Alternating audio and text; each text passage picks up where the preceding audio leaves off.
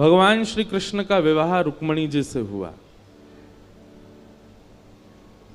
लोग पूछते हैं किशोरी जी से क्यों नहीं हुआ। ऐसा नहीं है। कई बार एक्टर जो होता है ना, एक्टर को नाट्य प्रस्तुति करने वाला, उसका निज जीवन कुछ और होता है, पर मंच का जीवन कुछ और होता है। 90-99% पूरा विश्व भगवान श्री कृष्ण के मंच की लीला से अवगत है। केवल 1% ब्रज के लोग ठाकुर जी के निज लीला से परिचित हैं। सबको यह पता है ठाकुर जी ने 16,108 विवाह किए, वो सब ठाकुर जी का मंचन है, ठाकुर जी की लीला है, एक मानवों को कुछ संदेश देने के लिए और कुछ क्रम वाद्य पूर्ण करने के लिए। भगवान श्री कृष्ण की लीला बंधुओं अनुकरणीय नहीं है। एक बात हमारी बहुत ध्यान से सुनना, भगवान श्री कृष्ण जो करते हैं वो आप कभी नहीं कर सकते। प्रभु श्री राम जो करते हैं वो आप सब कर सकते हो। इसलिए हमारे पूज्य पिताजी महाराज और संत जन कहते हैं, राम ने जो किया है वो करो, कृष्ण ने जो कहा है वो करो, क्योंकि कृष्ण ने जो किया है वो आप नहीं कर पाओगे। राम जी मर्यादा पुरुषोत्तम है और श्री कृष्ण लीला पुरुषोत्तम है। भगवान श्री कृष्ण ने 1000 से ज्यादा बार कहा है संपूर्ण कृष्ण लीला में कि मैं भगवान हूं, मेरी शरण में आओ। प्रभु श्री राम ने एक बार भी नहीं कहा कि मैं परमात्मा हूं। वो एक मानव को प्रदर्शित कर रहे हैं। कई लोग कहते हैं कि भगवान श्री कृष्ण ने बहुत कुछ ऐसा किया जिससे गलत संदेश जा रहा है लोगों में। मैंने कहा गलत संदेश नहीं जा रहा है, वो मानव के बस की बात नहीं है। इसलिए मानव को लगता है कि ये कैसे संभव हो सकता है। भगवान श्री कृष्ण ने राम अवतार पहले धारण करके हम सबको संकेत किया कि करणीय ये अवतार है और श्रवणीय कृष्ण अवतार है। भगवान श्री कृष्ण कहते जो हैं वो करना है, उनकी करनी आप नहीं कर सकते।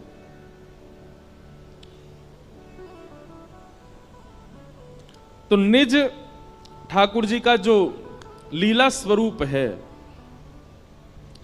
वो हमें पता है कि ठाकुर जी की कैसी लीला है, पर अधिकतर लोगों को ऐसा लगता है कि ठाकुर जी का विवाह, वो लगता क्या लिखा ही है, वो ठाकुर जी का मंचन स्वरूप है। रुक्मिणी आदि जितने भी भगवान के विवाह हुए ये इनके एक तत्व हैं, उन तत्वों से ठाकुर जी ने विवाह किया। वो तत्व ठाकुर जी ने निर्माण किए। पृथ्वी, जल, अग्नि, वायु, आकाश, इन पांचों को क्या कहते हैं? पंच तत्व, जिनसे हमारा शरीर बनता है। हमारे शरीर के बाहर पंच तत्व हैं, भीतर 4 तत्व हैं। भीतर कौन कौन से तत्व हैं? मन, बुद्धि, चित्त और अहंकार। इसको कहते हैं अंतःकरण चतुष्टय। और बाहर के जो हैं वो पंचभूत, दोनों को मिलाएं कितने हुए? 9 तत्व। 10वां तत्व हमारी आत्मा है। ऐसे 24 तत्वों का वर्णन किया गया है भागवत में। 25 तत्वों का। पंचविंशति तत्वज्ञ यत्र तत्राश्रमे वसंजटी मुंडी सिखी वापी मुच्यते नात्र संशय। बहुत गंभीर प्रसंग है, उसमें नहीं जाएंगे ज्यादा। पर मूल 4 तत्व भीतर के, 5 तत्व बाहर के। बहुत ध्यान से सुनो सब लोग, इधर देखो। 5 तत्व बाहर के हैं, पृथ्वी, जल, अग्नि, वायु, आकाश। ये भगवान की प्रमुख 5 पत्नियां हैं। और भीतर के जो 4 तत्व हैं उनमें से एक तत्व स्वयं भगवान है, हमारी आत्मा। तो मन, बुद्धि, चित्त, चित्त को कहते हैं आत्मा। और अहंकार, यहां पर अहंकार का मतलब अभिमान नहीं है, अहंकार का मतलब सेल्फ कॉन्शियसनेस है। अहंकार का मतलब देहाभिमान है। भूख लगने पर भोजन करना, इसको देहाभिमान कहते हैं। प्यास लगने पर पानी पीना, गर्मी लगने पर एसी चलाना, यह भी एक सूक्ष्म अभिमान है देह का। उस अभिमान की बात है। तो मन, बुद्धि, चित्त और अहंकार, उसमें से चित्त भगवान है तो बचे 3। तो भीतर के 3, बाहर के 5, ये 8 भगवान की मुख्य पटरानियां हैं। भगवान ने तत्वों से ब्याह किया, जिन तत्वों को स्वयं भगवान ने ही बनाया है। किसी स्त्री विशेष से ब्याह नहीं हुआ ठाकुर जी का, सबका तत्व है। रुक्मणी जी अग्नि तत्व हैं, सत्यभामा जाम्बती आकाश तत्व हैं, सत्यभामा पृथ्वी तत्व है। इसीलिए कथा आती है कि भौमासुर नाम का राक्षस जिसको भगवान ने मारा वो भूमि का बेटा है, पृथ्वी का बेटा। तो जब उसका जन्म हुआ भौमासुर का, तो ज्योतिषियों ने बताया कि इसको तो भगवान मारेंगे, भूमि भगवान की पत्नी है। तो भूमि ने भगवान से प्रार्थना की कि आप मेरे पुत्र को कभी मत मारना। भगवान बोले जब तक तुम नहीं कहोगे तब तक नहीं मारेंगे। वही भूमि तत्व भगवान की पत्नी सत्यभामा बन करके आई। तो जब भगवान भौमासुर से युद्ध करने गए, उसको मारा नहीं, उससे लड़ रहे थे लेकिन मार नहीं रहे थे। तब रथ में बैठी हुई सत्यभामा ने चिल्ला करके कहा, नाथ इसको मारते क्यों नहीं हो? तब भगवान ने उसको मारा। बोले हम आपसे सुनना चाह रहे थे। तो भूमि तत्व कौन है? सत्यभामा। जल तत्व कौन है? यमुना जी, कालिंदी। इस प्रकार अष्टपत्रानियां भगवान की अष्ट तत्व हैं, जिनको भगवान ने ही बनाया। केवल लीला के लिए भगवान ने उनको स्त्री रूप बना करके ब्याह किया। इस प्रकार भगवान के मुख्य अष्ट ब्याह हुए। इनमें से एक ब्याह भगवान का उज्जैन में हुआ,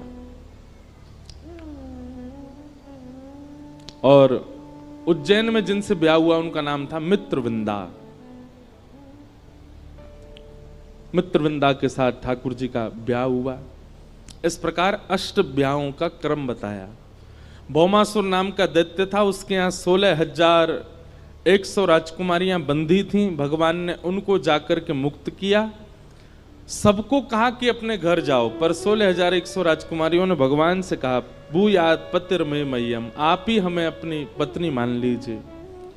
तब भगवान ने उन 16,100 राजकुमारियों से भी ब्याह किया। विश्व के जगतपति हैं ठाकुर जी। लोग कहते हैं भगवान ने इतने की, हम 2-4 कर लें, एक घर में कर लें, एक बाहर कर लें। ठीक है, शर्त है, लेकिन जिस प्रकार भगवान सबके साथ एक समय पर एक ही साथ 16,108 रानियों के साथ भगवान अलग अलग रूप धारण करके रहते हैं, आप भी रहो। एक पत्नी इंदौर में रहे, एक भोपाल में रहे, आप भी दोनों जगह एक ही समय पर रहो तो कर लो ब्याह। भगवान श्री कृष्ण ने जो किया है वो नहीं कर पाओगे। इसलिए भगवान श्री कृष्ण जो उपदेश करते हैं वो श्रवण करो। भगवान के इतने ब्याह हो गए, 16,108 ब्याह हुए। तत्पश्चात भगवान की दिनचर्या, ग्रहचर्या, इन सब की कथा बताई गई। एक नृण नाम का राजा था। वो नृण राजा रोज दान करता था। एक बार उससे एक भूल हो गई कि एक ब्राह्मण को उसने 10 गैया दान करी। उनमें से एक गैया भाग करके आई और राजा की गौशाला में फिर से आकर के खड़ी हो गई। अगले दिन राजा ने 10 गैया फिर दान करी, तो जो गैया का पहले दान कर चुका था उसी का दोबारा दान कर दिया। दूसरा ब्राह्मण 10 गैया लेके जा रहा था। पहला ब्राह्मण 9 में से एक गैया को ढूंढ रहा था, और ढूंढता ढूंढता उसने दूसरे ब्राह्मण के यहाँ गैया को देखा। दोनों ब्राह्मणों में विवाद हो गया। राजा निष्कर्ष नहीं निकाल पाया, इसलिए ब्राह्मणों के कोप से राजा को गिरगिट बनना पड़ा, कृकलाश्य। भगवान ने कृपा करके उसको फिर मुक्त किया। दान बहुत सोच समझ के होना चाहिए बंधु। हमारे शास्त्रों में कहा जाता है, कुपात्र दानाच भवे दरिद्रम, दरिद्र भावेन करोति पापम, पाप प्रभावा नरकम प्रयाते, पुनर्दरिद्री पुनरेव पापी। दान बहुत सोच समझ के किया कीजिए। हर किसी को दान नहीं करना चाहिए। और आजकल तो बहुत भयावह माहौल हो गया है। दान के नाम पर कुछ भी हो रहा है।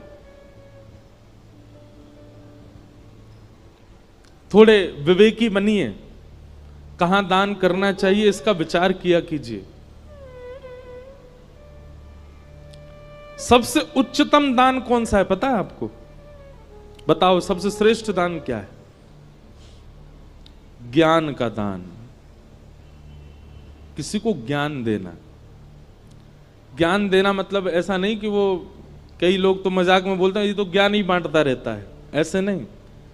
ज्ञान का दान मतलब किसी भटके हुए को कुछ समझा करके उसके भटकाव को रोकना, ये बहुत बड़ा दान माना जाता है। आपने उसको ज्ञान दिया, आपने उसको बचाया, आपने उसको कुछ समझाया। और ये बात हम नहीं कह रहे हैं, गोपियां कहती हैं गोपी गीत में, तब कथामृतम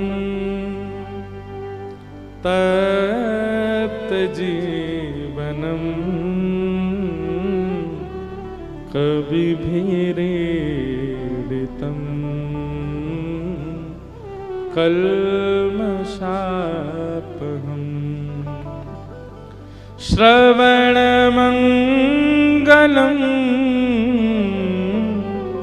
श्रीमदाततम भुवि गृह्णन्ति ते भूरिदा जना।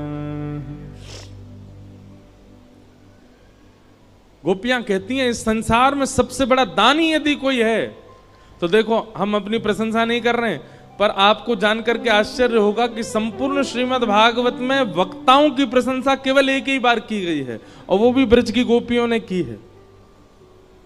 वक्ताओं की प्रशंसा नहीं है, सब जगह श्रोताओं की महिमा, श्रोताओं की प्रशंसा, श्रोताओं का यश। वक्ताओं की केवल एक जगह प्रशंसा है, और वो है गोपी गीत में। और इतना ही नहीं, गोपी गीत में गोपियां प्रशंसा करती हैं और फिर अगला गीत गाया भ्रमर गीत, उसमें फिर गालियां भी देती हैं वक्ताओं को। गोपियां कहती हैं त्रिलोकीनाथ को शब्द की पुड़िया में बांध करके सबको दान कर देते हैं ये वक्ता, सबसे बड़े दानी है। ब्रह्मांड नायक को शब्दों में बांध करके सबको दे देते हैं। बिना वैकुंठ के, बिना वृंदावन के, बिना अयोध्या के, बिना सरयू तट के, बिना यमुना तट के श्री कृष्ण का साक्षात्कार करा देते हैं वक्ता, सबसे बड़े दानी गोपियां कहती। सबसे बड़ा दान क्या है? आप कथा सुनते हैं, कथा सुनने के बाद जब जाएं तो जो कथा में नहीं आए उनको जाकर के सुना दो कि आज हम क्या सुन के आए या हमने क्या प्राप्त किया। लेकिन एक बात याद रखिएगा, शास्त्रों में 10 नामापराध बताए गए, अपराध जो भक्तों को नहीं करने चाहिए। उनमें से एक अपराध पता है क्या है? जो व्यक्ति ठाकुर जी के यश को नहीं समझ पाता उसके सामने यश सुनाना। जो ठाकुर जी पे भरोसा नहीं करता, ठाकुर जी का मजाक उड़ाता रहता है या आध्यात्मिकता की खिल्लियां सी उड़ाता रहता है, उसके सामने जाकर के कथा की प्रशंसा करना, अपने गुरु की प्रशंसा करना, भगवत तत्व की वार्ता करना और फिर उसके द्वारा उपहास होना, ये एक अपराध है। इसलिए पहले योग्यता पहचान लीजिए, सामने वाला योग्य हो तो ही सुनाओ।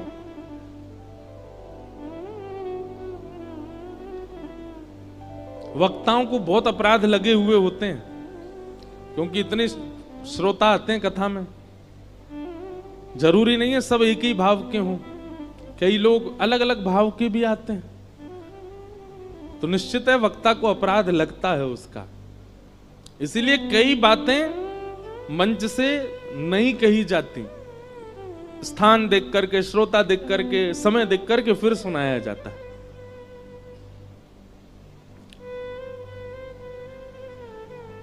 तो दान ज्ञान का अच्छा, पर दीजिए उसी को जो उसको पचा सके, जो उसको संभाल सके, जो उसको रख सके। बीज को कहीं भी नहीं बोया जाता, सत्पात्र में ही बोया जाता है। जहां बीज अंकुरित हो सके वहीं डालते हैं हम। हर बीज का एक नियम होता है ना। अब मुझे तो इतनी नहीं आती प्लांटिंग करना, फार्मिंग करना, पर आप सब में से कोई जानकार हो, हर बीज का एक स्वरूप होता है कि वो इतनी मिट्टी में ही जाएगा तो फलेगा, इतनी धूप ही आनी चाहिए, इतना जल पड़ना चाहिए। तो ऐसे ही पात्र देख करके बताना चाहिए भगवत भावों को।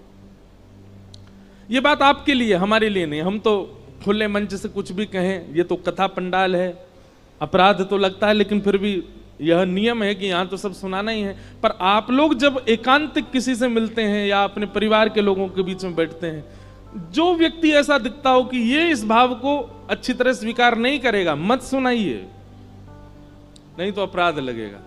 और जहां लगता है कि नहीं ये अधिकारी है इस भाव का, उसको तुरंत बताइए। सबसे बड़ा दान है।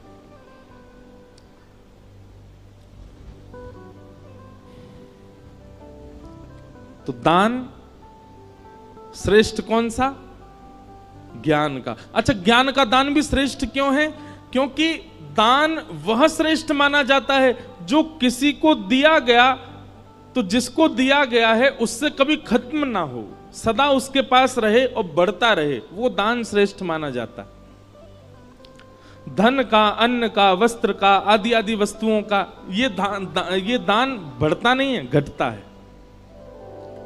कन्यादान भी विशिष्ट दान माना जाता है। क्यों?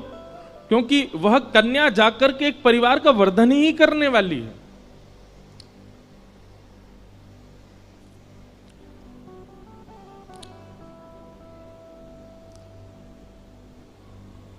तो इस प्रकार राजा नृण की कथा बताई गई।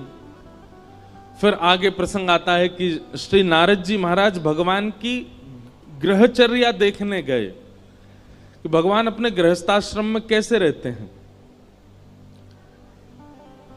तभी नारद जी ने जाकर के क्या देखा कि ठाकुर जी 16,100 राजकुमारियों के साथ एक ही समय पर अलग अलग रूप में अलग अलग भवनों में विलास कर रहे हैं, एक ही साथ। यह दर्शन करके नारद जी महाराज अत्यंत प्रसन्न हुए। तत्पश्चात भगवान की नित्यचर्या बताई गई। ठाकुर जी की दिनचर्या कैसी है?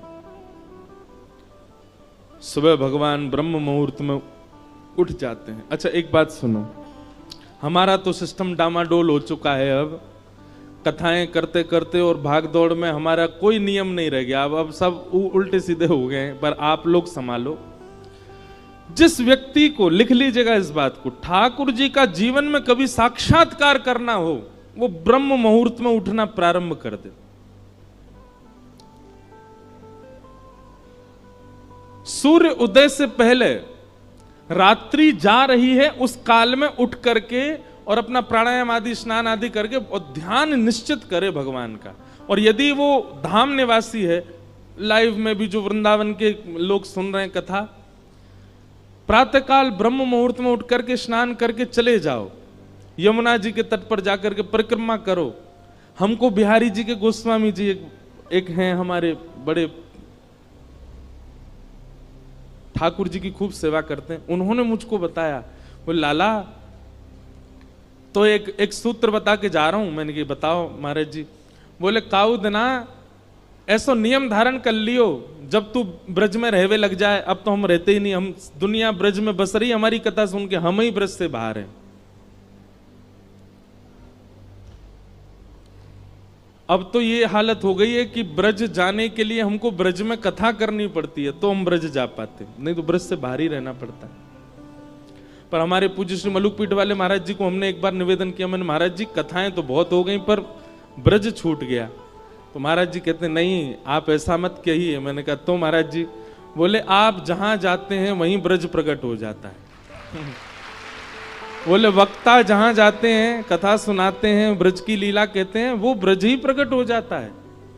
तो बोले आपको ब्रज आने की आवश्यकता नहीं, ब्रज तो आपके संग ही रहता है। तो मन को फिर आराम हुआ, शांति हुई। अभी चंडीगढ़ में वृंदावन प्रकट उत्सव था, मतलब कथा सप्ताह थी पर उसमें वृंदावन प्रकट के भाव ज्यादा होते थे। अभी तक हमको बताते हैं कि महाराज जी वो मेला ग्राउंड था जहां कथा थी। अब लोग बाग वहां जो नित्य नियमित कथा सुनते थे, वो वहां से अपने दफ्तर, ऑफिस, कॉलेज कहीं भी जाते हैं, रुक करके वहां उस स्थान को प्रणाम करते हैं, वहां की रज लगाते हैं, बोले वृंदावन है, यहाँ कथा हुई।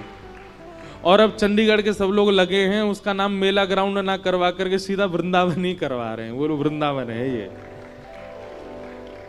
यहाँ कथा हुई। वृंदावन जाइएगा तो एक नियम, वैसे तो 3 नियम हमने एक पद ही बना करके गाया है। राधिका रानी जी वृषभानु दुलारी जी, राधिका रानी जी वृषभानु,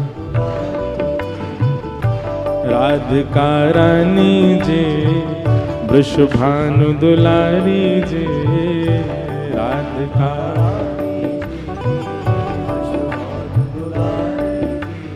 ओ सुन लो अरज हमारी हमारी, रहूं ब्रज रज को उपास उपास, ब्रज रज को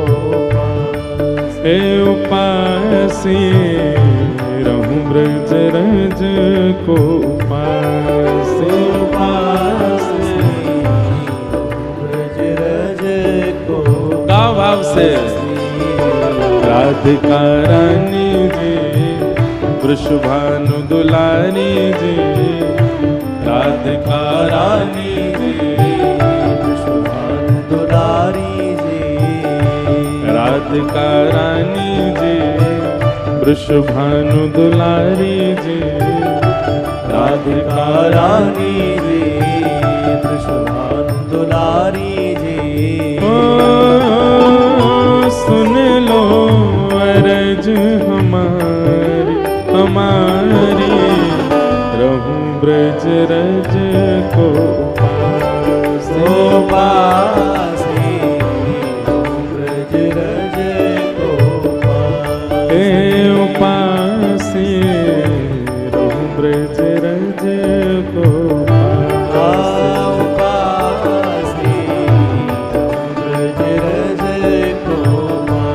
वृंदावन जावे वाले को पहलो नियम ध्यान से सुनिएगा। मंगला उठ यमुना जी जाऊं, मंगला उठ यमुना जी, मंगला उठ यमुना जी जाऊं, मंगला उठ यमुना जी। फिर प्यारे राधा वल्लभ के दर्शन पाऊं,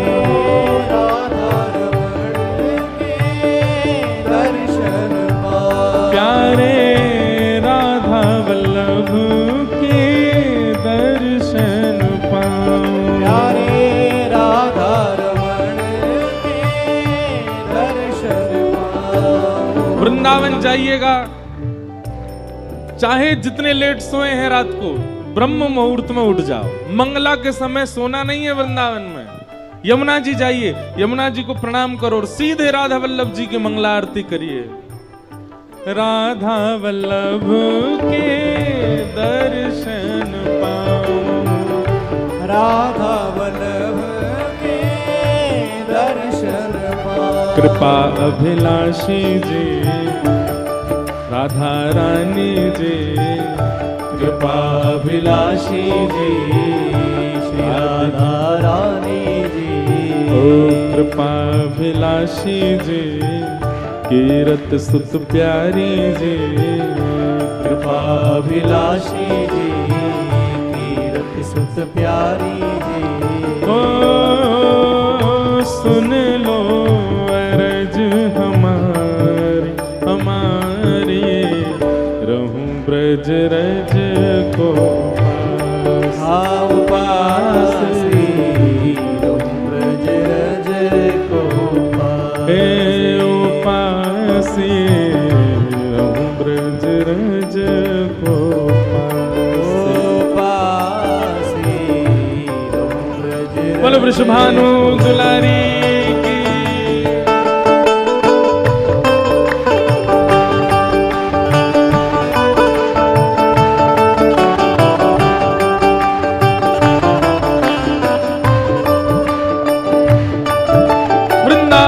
धाम की, राधा रमण लाल की,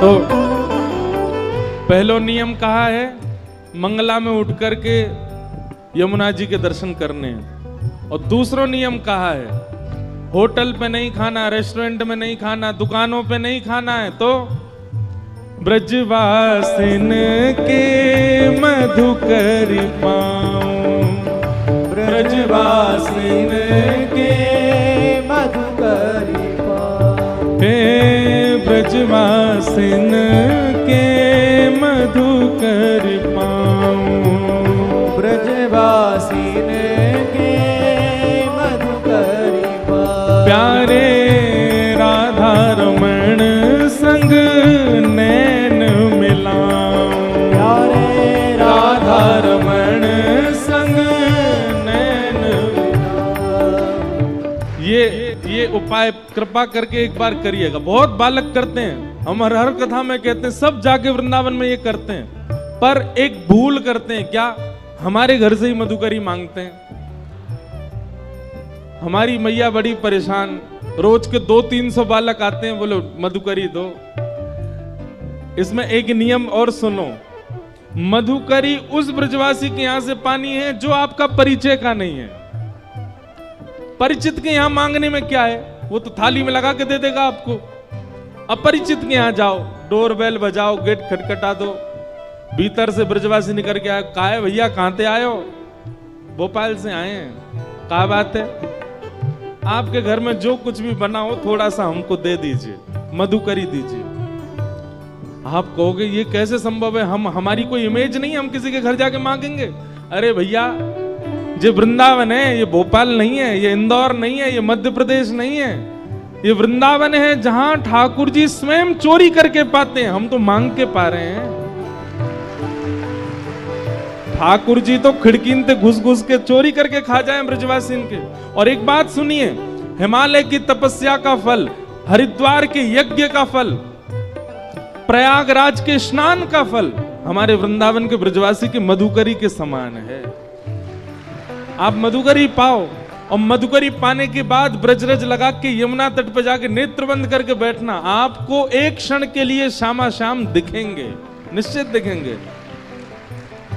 ब्रजवासिन के मधुकर पाऊं, ब्रजवासिन के मधुकर पाऊं, हे ब्रजवासिन के मधुकर पाऊं, ब्रजवासिन के मधुकर पाऊं। प्यारे राधा रमण संग नैन लगाऊं, प्यारे राधा रमण संग नैन मिलाऊं, ओ प्यारे राधा रमण संग नैन लगाऊं, प्यारे राधा रमण संग नैन मिलाऊं। महलन वारी जी, वृषभानु दुलारी जी, महलन वारी जी, वृषभानु दुलारी जी, ऊंचे महलन वारी जी, बरसाने वारी जी, ऊंचे महलन वारी जी, बरसाने वारी। हे श्यामा जी, ओ सुन लो अरज हमारी, हमारी रहूं ब्रज रज को उपास, उपासी रहूं ब्रज रज को उपास, हे उपासी रहूं ब्रज रज को उपास, उपासी करताल बजा के गाओ, जय हो।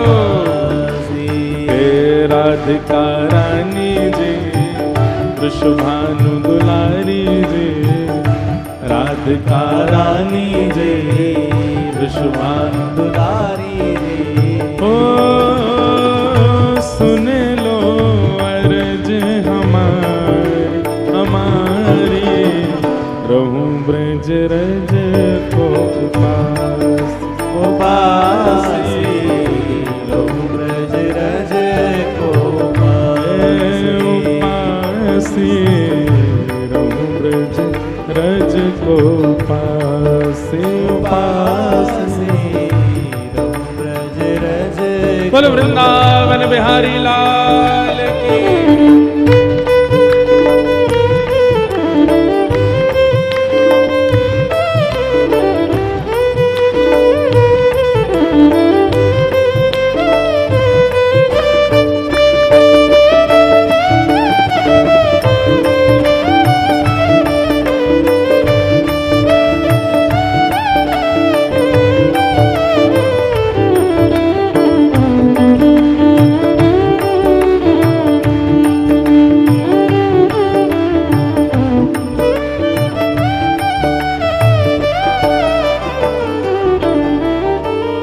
पहलो नियम मंगला में उठवे को, दूसरो नियम ब्रजवासीन के घर की मधुकरी पावे को, और तीसरो नियम रसिक जनन की सेवा पाऊं।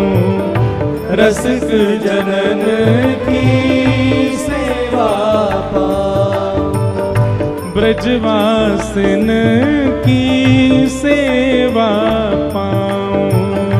ब्रजवासिन की सेवा पाऊं। प्यारे कुंज बिहारी के दर्शन पाऊं। प्यारे कुंज बिहारी के दर्शन पाऊं। प्यारे बांके बिहारी के दर्शन पाऊं। प्यारे बांके बिहारी के दर्शन पाऊं। जैसे हमारे ब्रज में ना बहुत संत रहते हैं, वो किसी से कभी कोई याचना नहीं करते, कुछ मांगते नहीं।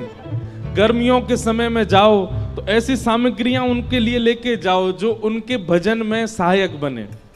जैसे हम कभी कभी गिरिराज जी में भयंकर गर्मी होती है तो ग्लूकोज बांट के आते हैं सारे संतों को कि वो पान करें, उससे उनको लाभ मिले। हमारे ब्रज में गिरिराज जी में ऐसे संत हैं, 3 परिक्रमा गिरिराज जी की रोज लगाते हैं। 21 किलोमीटर की एक परिक्रमा, 3 परिक्रमा लगाते हैं।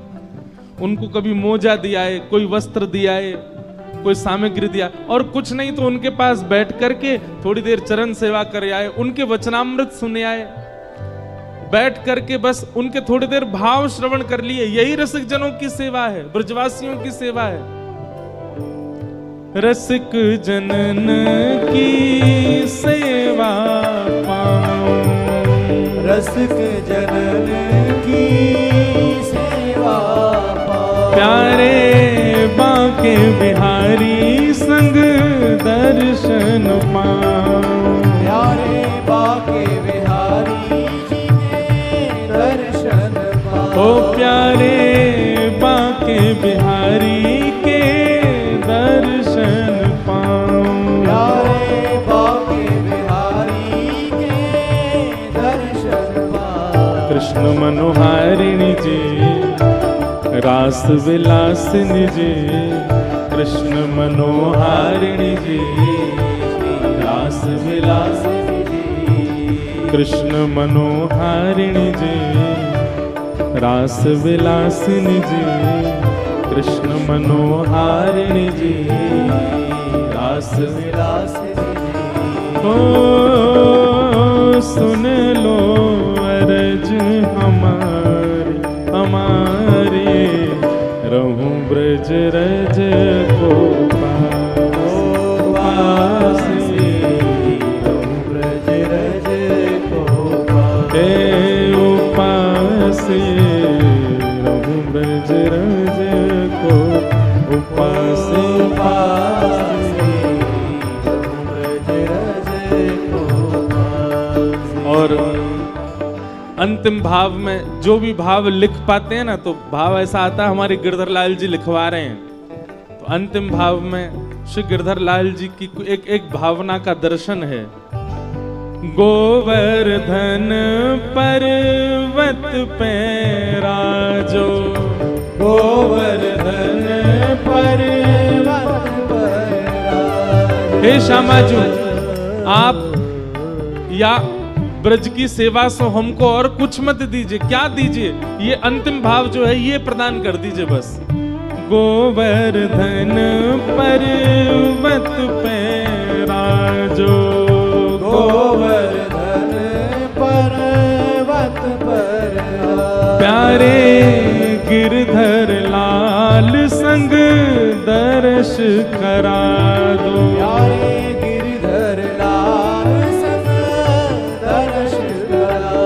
प्यारे गिरधर लाल संग दर्श करा दो। प्यारे गिरधर लाल संग दर्श करा दो।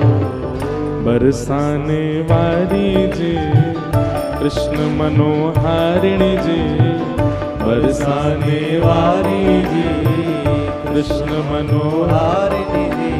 ओ सुन लो अरज हमारी हमारी, रहूं ब्रज रज को पास। ओ पासी ब्रज रज को पासी, रहूं ब्रज रज को पासी। पासी ब्रज रज को भाव से राधिका रानी जी वृषभानु दुलारी जी, राधिका रानी जी वृषभानु दुलारी जी। हो सुन लो अरज हमारी हमारी, रहूं ब्रज रज को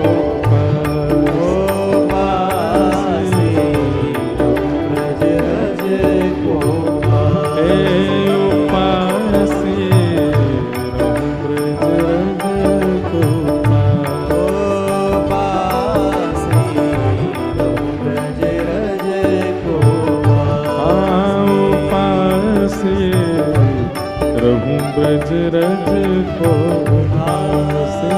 पासी ब्रज रज को पासे, रहूं ब्रज रज को पासे। पासे, रहूं ब्रज रज को पासे। ज्यादा नहीं, ब्रज के ये 3 नियम हैं। मंगला उत्थापन, मधुकरी सेवन और रसिक सेवा, ब्रजवासीन की सेवा। ये 3 भाव करने वृंदावन ठाकुर जी यही से प्रसन्न रह जाएंगे। पर वृंदावन जाके व्यक्ति सब करता है, ये तीनों ही नहीं करता। ना तो मंगला उठते हैं, ना मधुकरी मांगते हैं, ना रसिकों की सेवा करते हैं। तो 3 काम कीजिए। ठाकुर जी की दिनचर्या बताई गई। भगवान सुबह सुबह उठ जाते हैं मंगला में, और भगवान उठ करके फिर अपने भक्तों का स्मरण करते हैं। थोड़ी देर ध्यान लगा करके समस्त ब्रह्मांड में जितने भक्त ठाकुर जी का स्मरण करते हैं, सबका स्मरण ठाकुर जी उस समय करते हैं। तत्पश्चात भगवान स्नान आदि करके शंखनाद करते हैं, और शंखनाद होते ही पूरी द्वारिका उठ जाती है। भगवान के पांचजन्य शंख की ध्वनि से द्वारिका उठती है। तत्पश्चात भगवान गौशाला जाते हैं, गौ सेवा प्रारंभ की स्वयं करते हैं श्री ठाकुर जी। गैयाओं के बीच रहते हैं, गैयाओं से स्नेह करते हैं, सब गैयाओं को स्वयं जाकर के देखते हैं। नगर भ्रमण करते हुए ठाकुर जी फिर अपनी स्वधर्मा सभा में आते हैं। सभा में आकर के मंत्री, महामंत्री, सेनापतियों की वार्ता सुनते हैं। तो जहां जाना, जो करना, वो सब क्रियाएं करते हैं। रात्रि में ठाकुर जी परिवार को समय देते हैं, सबके साथ बैठ करके प्रसाद पाते हैं और फिर विश्राम करते हैं। इस प्रकार ठाकुर जी के सारे नियम बताए गए। दिनचर्या कैसी ठाकुर जी की। आगे राजसूय यज्ञ का प्रसंग सुनाया गया। पांडवों ने राजसूय यज्ञ किया, और राजसूय यज्ञ में ठाकुर जी को निमंत्रित किया, और भगवान को पत्र में ये लिख करके भेजा कि आप अकेले मत आइएगा, कम से कम 20,000 राजाओं को संग लेकर के आइएगा। ठाकुर जी विचार करने लगे 20,000 राजा कहां से लेके जाएं। तभी जरासंध, जिसने मथुरा पर चढ़ाई की थी, एक प्रकार से भगवान के नाना लगते हैं जरासंध। क्यों? क्योंकि कंस के ससुर जी हैं जरासंध, तो मामा के ससुर जी भी नाना ही लगते हैं। तो जरासंध ने 20,000 राजकुमारों को बंदी बना रखा है। ये खबर ठाकुर जी को पता चली तो भगवान ने फिर योजना बनाई, पहले जरासंध के यहाँ जाएंगे, वहां से 20,000 राजकुमारों को मुक्त करके फिर जाएंगे यज्ञ में। भगवान अपने साथ अर्जुन और भीम को लेकर के जरासंध के यहां गए। मगध नरेश, बिहार के राजा हैं जरासंध। जरासंध सामान्य नहीं था, 10,000 हाथियों का बल था जरासंध में, जिसको भगवान ने 17 बार हराया और 18वीं बार रण छोड़ करके भगवान द्वारिका भाग गए थे मथुरा से। क्यों भागे थे? क्योंकि जरासंध ब्राह्मणों को अनुष्ठान पर बैठा करके आया था कि अब की बार मैं हारना नहीं चाहिए, यदि हारा तो आप सबको जान से मार दूंगा, और यदि जीता तो इतनी दक्षिणा दूंगा कि आप ब्राह्मणों को कभी किसी से मांगना नहीं पड़ेगा। तो ब्राह्मणों के हित के लिए भगवान रण छोड़ करके भाग गए। आज भगवान पुनः जरासंध के यहां जा रहे हैं। रूप बदल करके गए, भेष बदल करके गए, अर्जुन, भीम और भगवान। जरासंध का नियम है कि वो ब्राह्मणों को मुंह मांगा दान देता है, क्योंकि ब्राह्मणों के आशीर्वाद से जीता था।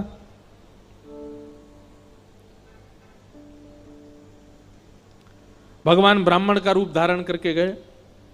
जरासंध ने कहा, मांगिए विप्र देवता, क्या चाहिए? भगवान बोले, युद्ध।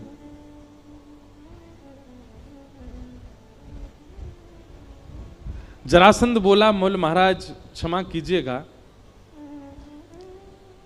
ब्राह्मण दुनिया की कोई भी वस्तु मांग सकता, युद्ध नहीं मांग सकता।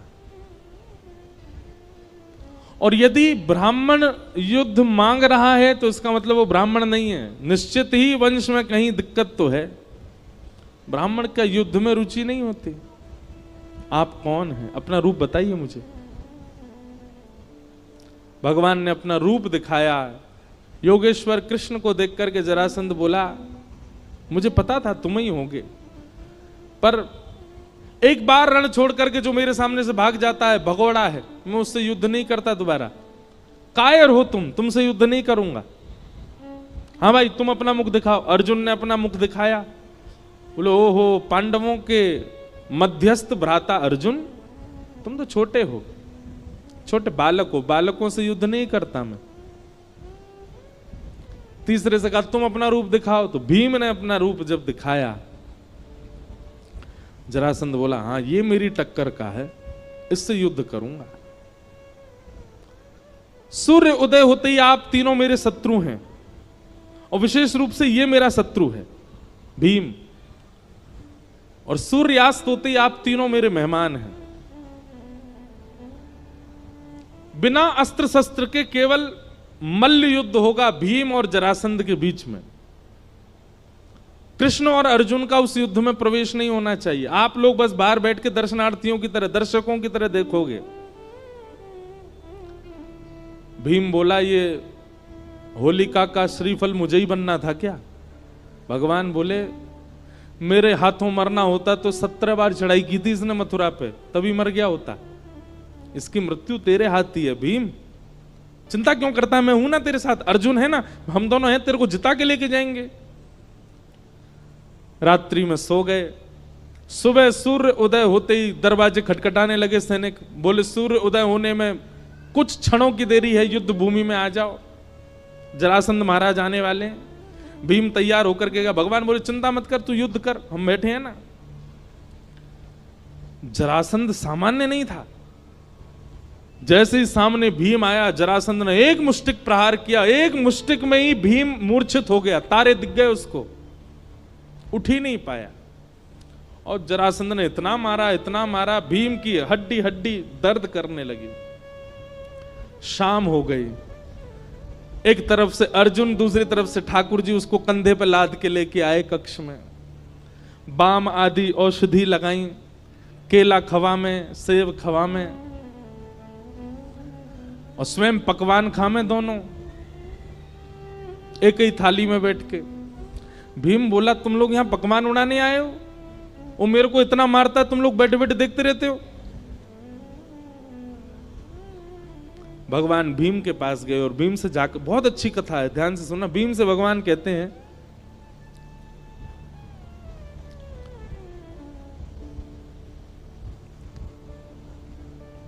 भीम, तुम युद्ध करने जाते हो, एक बार भी मेरी ओर नहीं देखते, एक बार तो देखा करो। क्या पता मैं कुछ संकेत बता दूं। अब मेरा तो युद्ध भूमि में प्रवेश नहीं है ना, मैं तो बाहर ही बैठूंगा, मेरी ओर देखा तो करो कभी कभी। भीम बोला ठीक है देखूंगा। अब इसका आध्यात्मिक अर्थ क्या है? जरासंध है मैं और आप सब जीवात्मा, भीम है मैं और आप सब जीवात्मा, और जरासंध है हमारे कर्म। हम सूर्य उदय होते ही अपने कर्मों से युद्ध प्रारंभ कर देते हैं। हम सबका युद्ध चालू हो जाता है सूर्य उदय होते ही। रात्रि में हम सब लोग विश्राम में रहते हैं, पर हम जैसे लोगों के रात में भी चलते रहते हैं युद्ध। पर एक सामान्य रूप से रात्रि में सब विश्राम में जाते हैं। रात्रि कोई किसी को तंग नहीं करता। कोई कार्य बिगड़ भी जाता है तो हम लोग कहते हैं अभी सो जाओ, सुबह देखते हैं उठ के। हमारा युद्ध ही सूर्योदय के साथ प्रारंभ हो जाता है, संसार के साथ। भगवान कहते हैं इस बीच में कभी कभी मेरी ओर देख लिया करो, मेरी ओर दृष्टि डाल लिया करो। भोपाल में 365 दिन रहिए, लेकिन 7 दिन के लिए यदि कोई ब्रजवासी कथा सुनाने आया है तो आके सुन लिया कीजिए, कोई बुराई नहीं है। समझ में 10 कोई आई है, ताली सबने बजाई है। अब क्या फायदा, अब तो कथा पूरी होने वाली है। अब तो प्रतीक्षा करो, 2 साल बाद आएंगे अब भोपाल, पर उससे पहले हम आसपास तो आएंगे, इंदौर आएंगे, सागर आएंगे, और कहां आएंगे, नर्मदा यात्रा पे भी आएंगे। तो अभी तो 2 साल में तो बहुत कुछ होगा, पर 2 साल बाद जब भोपाल आएंगे तब छुट्टी ले लेना, पहले ही बता देना अपना, जहां भी आप काम करते हो, जहां भी आप लोगों का कार्य है या स्कूल कॉलेज जो भी है, सब जगह बता देना हमको टाइफाइड हो गया है, 7 दिन नहीं आ पाएंगे। ज्यादा नहीं, 7 दिन मांग रहे हैं, 7 दिन तो पूरी कथा को दिया कीजिए। ये बहुत आवश्यक होता है जीवन के लिए। आप सब लोग युद्ध कर रहे हैं अपने कर्मों से। अभी बस ये 1 घंटा बाद आप सबका युद्ध शुरू हो जाएगा, फिर लड़ोगे। 7 दिन जब तक कथा चल रही थी तब तक ये लग रहा था कि थोड़े युद्ध थमे हुए हैं, थोड़ा हमारे जीवन के युद्ध जो हैं, जो इतने ज्यादा आक्रमण भीष्म पितामह की तरह बाणों की सैया पर लेटे रहते हैं हम लोग, लेकिन 7 दिन के लिए थोड़ी राहत लगती है। अभी फिर शुरू हो जाएगा 4-5 बजे से आप सबका वही संसार का सब क्रम। इसलिए जब कभी भी कथा हो, हमारी नहीं किसी की भी हो भोपाल में, अगर अच्छे वक्ता हैं जिनके वचनामृत से कुछ परिवर्तन। अच्छा एक बात और सुनिए, वक्ता के वचन सुनकर के वक्ता नहीं ठाकुर जी प्रिय लगने चाहिए, ऐसी कथाएं सुना करो। हम इस बात पर आपको बार बार टोकेंगे। बिचौलिया से लड़का का गुण सुनो तो लड़का प्रिय लगना चाहिए, बिचौलिया नहीं। पता चली लड़की बिचौलिया के संगी चली गई, वो सुनाने तो आया था कि वो लड़का ऐसा है, उसके काम ऐसे हैं, गुण ऐसे हैं। वो लड़का छोड़ो, तुम ही बढ़िया हो, तो दिक्कत हो जाएगी। वक्ता बिचौलिया होता है, उसके प्रति आदर हो, उसके प्रति सम्मान हो, उसके प्रति श्रद्धा हो, उसके प्रति पूजनीय भाव हो, पर प्रीति तो उसकी वाणी से ठाकुर जी से ही होनी चाहिए, उससे नहीं। कई लोगों की वाणी ऐसी होती है कि उनसे प्रीति हो जाती है, नहीं, गलत है।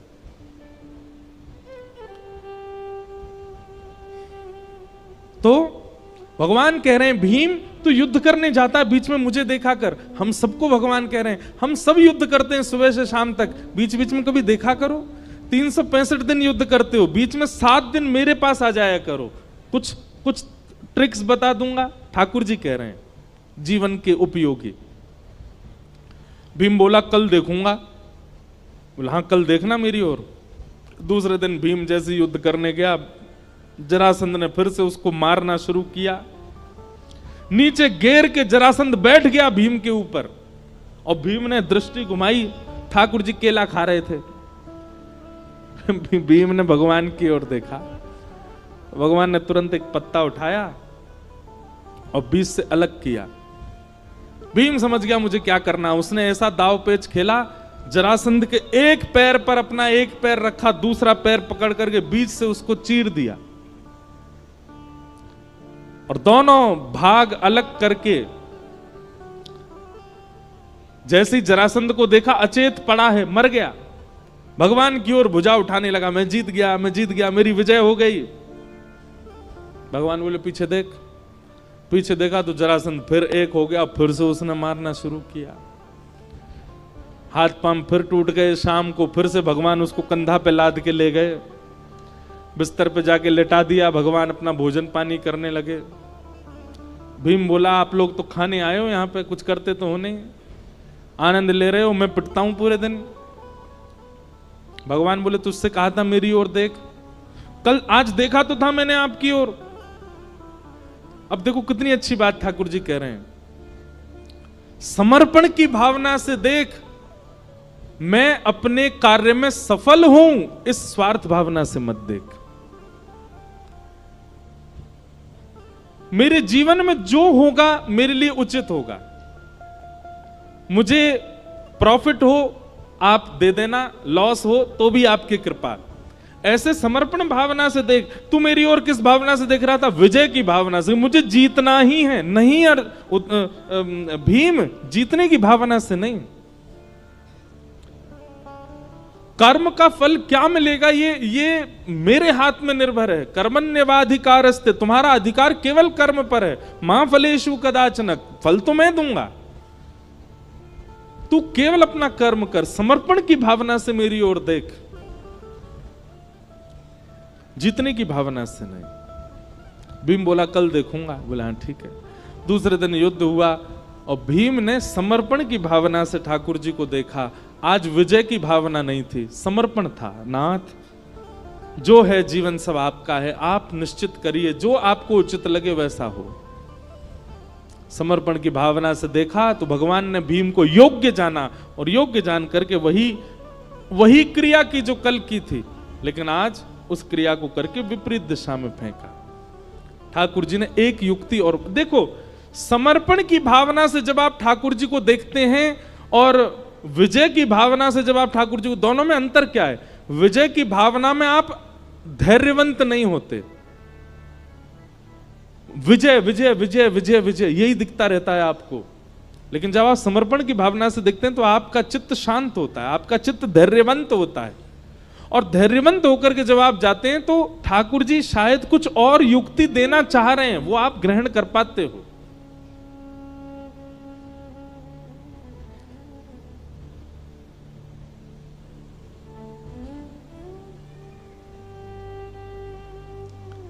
भगवान ने जब भीम को देखा कि आज समर्पण है, तब पत्र बीच से अलग करके विपरीत दिशा में फेंका।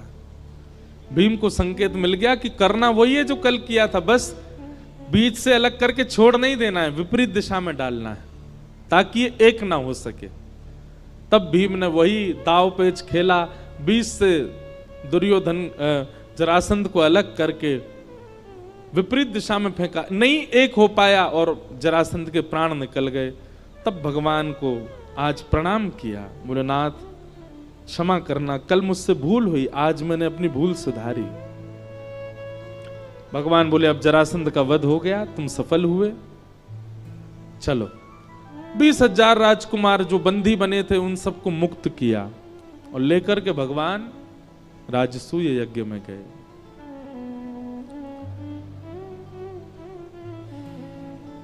राजसूय यज्ञ में जाकर के 20,000 राजकुमारों को प्रस्तुत किया, सबको अलग अलग सेवा प्रदान की गई। ब्राह्मण देवताओं ने कहा अग्र पूजा किसकी होनी चाहिए? तब सबने प्रस्ताव किया कि अग्र पूजा तो भगवान श्री कृष्ण की होनी चाहिए। और श्री कृष्ण की अग्र पूजा हुई। सबको अलग अलग कार्य प्रदान किए गए, किसी को भोजन भंडार दिया, किसी को संतों की सेवा अगवानी दी। सिंहासन पर दूर भगवान कृष्ण बैठे थे। भगवान बोले हमको क्या सेवा दे रहे हो? बोले आप तो बैठे रहो, आपको क्या सेवा देना, आप तो राजा हो, आप तो हम सबके प्यारे हो, आप तो बस बैठे बैठे मुस्कुराते रहो, आपको क्या सेवा दें? ठाकुर जी बोले नहीं हमको सेवा चाहिए। पांडव बोले आपके लिए कोई सेवा नहीं। भगवान बोले या तो दो, नहीं तो हम खुद ले लेंगे। पांडव बोले हम तो नहीं दे रहे। तो भगवान बोले ठीक है, तो हमने ले ली सेवा। बोले कौन सी सेवा? जितने लोग यज्ञ में आएंगे सबकी पादुका उठा के रखना हमारी सेवा है। भगवान श्री कृष्ण ने, पांडव रोने लगे, बोले नहीं नाथ। बोले नहीं, अब तो यही सेवा है हमारी। और पूरे यज्ञ भूमि के बाहर बैठे हैं ठाकुर जी, और जितने संत आ रहे हैं, जितने ब्राह्मण आ रहे हैं, जितने ऋषि आ रहे हैं, जितने वेदज्ञ आ रहे हैं, सबके पादुका उठा उठा करके ठाकुर जी व्यवस्थित कर रहे हैं।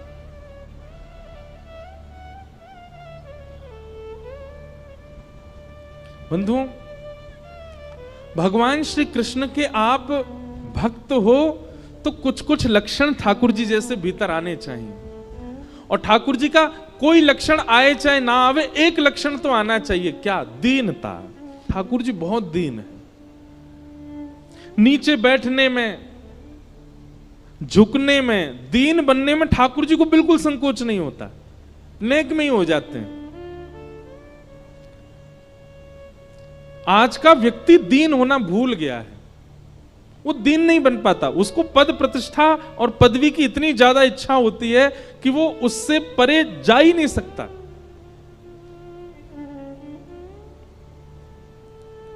त्रिलोकीनाथ हैं भगवान, ब्रजवासियों के डांट खा लेते हैं, ब्रजवासियों के कहने से उखल पे बंध जाते हैं। सुदामा को अपने सिंहासन पर बैठा करके स्वयं नीचे बैठ जाते हैं। राजसूय यज्ञ में जाकर के सबके पादुका उठाने की सेवा ले लेते हैं। कितने दीन हैं ठाकुर जी।